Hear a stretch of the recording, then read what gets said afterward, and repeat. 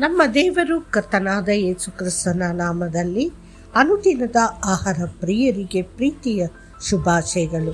2025 August ತಿಂಗಳ 26ನೇ ತಾರೀಕಿನ ಮಂಗಳವಾರದ ದೇವರ ವಾಕ್ಯವು ಕರ್ತನ ಧ್ವನಿ. ಆಗ ಆ ಪುರುಷ ಮತ್ತು ಅವನ ಹೆಂಡತಿಯು ತಂಪಾದ ಸಮಯದಲ್ಲಿ ದೇವರಾದ ಕರ್ತನು ತೋಟದಲ್ಲಿ ನಡೆಯುತ್ತಿರುವ ಶಬ್ದವನ್ನು ಕೇಳಿದರು. ಆದಿಕಾಂಡ 3:8. ಹಗಲಿನ ತಂಪಿನಲ್ಲಿ ಎಂಬ ಪದದ ಅರ್ಥಕ್ಕೆ 2 ವಿಭಿನ್ನ ಅರ್ಥಗಳಿವೆ. ಮೊದಲನೆಯದಾಗಿ ಇದು ಬೆಳಗಿನ ಜಾವವನ್ನು ಉಲ್ಲೇಖಿಸಬಹುದು. ನನ್ನನ್ನು ಬೆಳಗಿನ ಜಾವದಲ್ಲಿ ಹುಡುಕುವವರು ನನ್ನನ್ನು ಕಂಡುಕೊಳ್ಳುತ್ತಾರೆ ಎಂದು ಕರ್ತನು ಹೇಳಲಿಲ್ಲವೇ? ದಿನದ ಅತ್ಯಂತ ಉಲ್ಲಾಸಕರ ಸಮಯವೆಂದರೆ ಸಾಮಾನ್ಯವಾಗಿ ಬೆಳಿಗ್ಗೆ 4ರಿಂದ 5ರವರೆಗೆ. ಎರಡನೆಯದಾಗಿ ಇದು ಕರ್ತನಿಗೆ ಸಂತೋಷಕರ ಮತ್ತು ಉಲ್ಲಾಸಕರವಾದ ದಿನವನ್ನು ಸಮಯವನ್ನು ಸಹ ಅರ್ಥೈಸಬಲ್ಲದು. ನಾವು ಆತನ ಹೃದಯಕ್ಕೆ ಸಂತೋಷವನ್ನು ತರುವ ಸಮಯ. ಅದು ಸ್ತುತಿ ಮತ್ತು ಆರಾಧನೆಯ ಸಮಯ. ನಾವು ಆತನ ಮುಂದೆ ಆತ್ಮದಲ್ಲಿ ಮತ್ತು ಸತ್ಯದಲ್ಲಿ ಹಾಡುತ್ತೇವೆ ಮತ್ತು ಆನಂದಿಸುತ್ತೇವೆ. ಆಗ ಆತನು ನಮ್ಮ ಸ್ತುತಿಗಳ ಮಧ್ಯದಲ್ಲಿ ಇಳಿದು ವಾಸಿಸುತ್ತಾನೆ. ನಮ್ಮೊಂದಿಗೆ ಮಾತನಾಡುವವನು ಕರ್ತನು.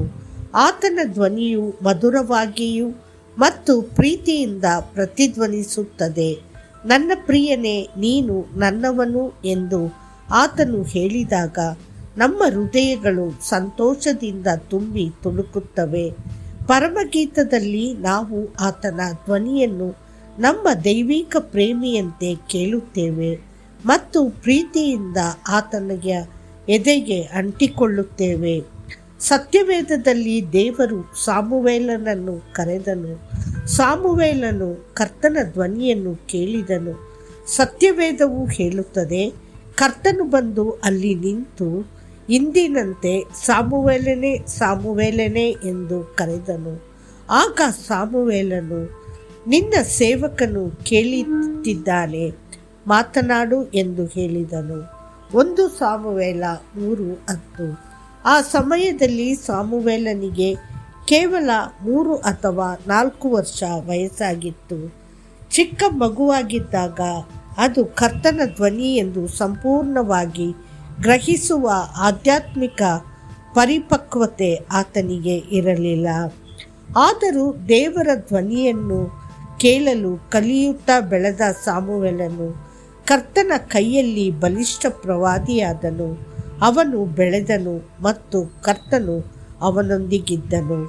ದೇವರು ವಯಸ್ಕರನ್ನು ಮಾತ್ರ ಕರೆಯುವುದಿಲ್ಲ, ಆತನು ಮಕ್ಕಳನ್ನು ಕರೆಯುತ್ತಾನೆ. ಆದ್ದರಿಂದ ಚಿಕ್ಕ ವಯಸ್ಸಿನಿಂದಲೇ ನಿಮ್ಮ ಮಕ್ಕಳನ್ನು ಕರ್ತನ ಧ್ವನಿಯನ್ನು ಕೇಳಲು ಸಿದ್ಧಪಡಿಸಿ.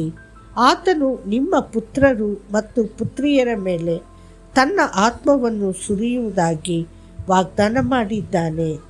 ಯೋವೇಲ 2:28 ಎಂದು ಆತನು ನಿಮ್ಮ ಸಂತತಿ ಮತ್ತು ವಂಶಸ್ಥರ ಮೇಲೆ ತನ್ನ ಆತ್ಮವನ್ನು ಸುರಿಯುವನು. ನೀವು ಕರ್ತನನ್ನು ನೋಡಲು ಮತ್ತು ಆತನೊಂದಿಗೆ ಮಾತನಾಡಲು ಬಯಸಿದರೆ ಮೊದಲು ನಿಮ್ಮನ್ನು ಶುದ್ಧೀಕರಿಸಿಕೊಳ್ಳಿ. ನಿರ್ಮಲ ಹೃದಯದವರು ಧನ್ಯರು, ಏಕೆಂದರೆ ಅವರು ದೇವರನ್ನು ನೋಡುತ್ತಾರೆ. ಮತ್ತಾಯ 5:8. ಎರಡನೆಯದಾಗಿ ಚಿಕ್ಕ ಮಗುವಿನಂತೆ ನಿಮ್ಮನ್ನು ತಗ್ಗಿಸಿಕೊಳ್ಳಿರಿ, ಪ್ರಾರ್ಥಿಸುತ್ತಾ ಇರಿ. ಕರ್ತನೇ, ನನ್ನೊಂದಿಗೆ ಮಾತನಾಡು, ಏಕೆಂದರೆ ನಿನ್ನ ಸೇವಕನು ಕೇಳುತ್ತಿದ್ದಾನೆ. ನಿನ್ನ ಧ್ವನಿಯನ್ನು ನಾನು ಕೇಳಲಿ. ದೇವರ ಮಕ್ಕಳೇ, ಕರ್ತನು ನಿಮ್ಮೊಂದಿಗೆ ಮಾತನಾಡುವನು.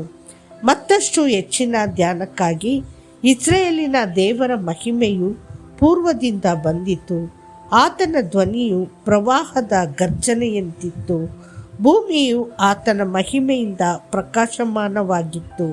ಯೆಹೆಜ್ಕೇಲ 43:2. ಕರ್ತನು ನಿಮ್ಮನ್ನು ಆಶೀರ್ವದಿಸಲಿ. ಆಮೇನ್.